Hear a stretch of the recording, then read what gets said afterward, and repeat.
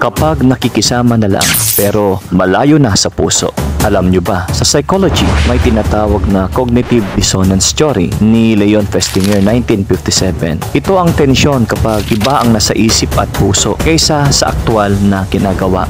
Halimbawa, patuloy kang nakikisama o nakikigawa ng mga ritual pero sa loob-loob mo ay may tampo, kasalanan o sugat na hindi mo masuko. Kaya ang ginagawa mo ay nagiging paimbabaw na lamang, isang camouflage o alibay na hindi tumutugma sa iyong puso. Ano ang epekto na uuwi ito sa pagkukunwari? Nagdudulot ng panghihimagod dahil parang doble buhay at kalaunan lumalayo ang puso sa tunay na layunin. Ayon sa Biblia, ganito ang babala sa Isaiah chapter 29 verse 13.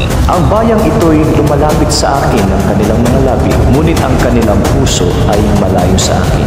Matutunan natin dito sa paglilingkod sa Diyos, hindi sapat ang gawa kung paimbabaw lamang at walang puso. Ang tunay na paglilingkod ay dapat may katapatan at pagpapakumbaba. Kung may sugat o kasalanan, dalhin ito sa Diyos.